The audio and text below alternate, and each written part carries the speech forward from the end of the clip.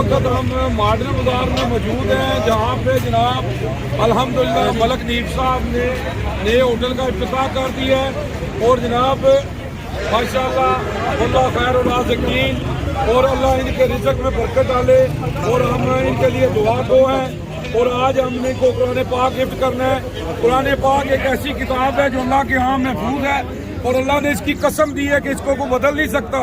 अगर हम इस पर अमल करें तो हमारी ज़िंदगी बदल सकती है। मैं क्या बयान करूं, रसूलुल्लाह सल्लल्लाहु अलैहि वसल्लम की शान में अल्लाह ने सब कुछ नाज़िल कर दिया कुरान में। अम्मा आयशा से किसी ने पूछा आप सल्लल्लाहु अलैहि वसल्लम की सीरत क्या है, तो अम्मा आयशा फरमाती है कुरान कुरान। आप सल्लल्लाहु अलैहि वसल्लम फरमाते हैं कुरान पढ़ा करो, कुरान पढ़ा करो, ये क़यामत के दिन तुम्हारी सिफारिश करेगा। अल्लाहुम्मा सल्ली अला मुहम्मद व आले मुहम्मद जी। जनाब राम मलिक साहब बहुत बहुत मुबारक होवन, अल्लाह तुहाडे कारोबार ही बरकत पाए। तो जनाब माशाअल्लाह असी एप्रीशिएट करने हैं कि तुसी माशाअल्लाह रिज़्क़े हलाल की तरफ अपना एक बारी फिर होटल नवे सिर शुरू कर रहे हो। अल्लाह तुहाडे कारोबार ही बरकत पाए जी। अल्लाह खैर और राज़िकीन, अल्लाह बेहतर रिज़्क़ देने वाला है।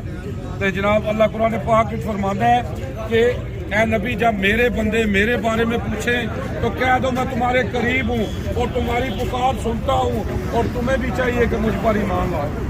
सानू सब नूं चाहिए अल्लाह ते ईमान लेना चाहिए जी। ते अल्लाह की कुरान पाक नूं तर्जमे नाल पढ़ना चाहिए। कि कुरान पाक एक ऐसी किताब है कि अल्लाह कहते कि मेरे को महफूज है, और जेड़ा इहदे को बदल नहीं सकता। अगर असी इहदे ते अमल करिए तो सारी जिंदगी बदल सकती है। तो नबी पाक सल्लल्लाहु अलैहि वसल्लम फरमाते ने तुम में से वो बेहतर है जो कुरान पढ़े और पढ़ाए। हाँ जी, तो सानू कुरान नूं पढ़ना चाहिए, तर्जमे नाल सानू समझना चाहिए कि अल्लाह का क्या हुक्म है। मैं क्या बयान करूँ, सल्लल्लाहु अलैहि वसल्लम की शान में अल्लाह ने सब कुछ नाज़िल कर दिया कुरान में। तो जनाब मलिक साहब बहुत शुक्रिया जी, बहुत शुक्रिया जी। जावा जी जेल खैर हो गई जी, ओके।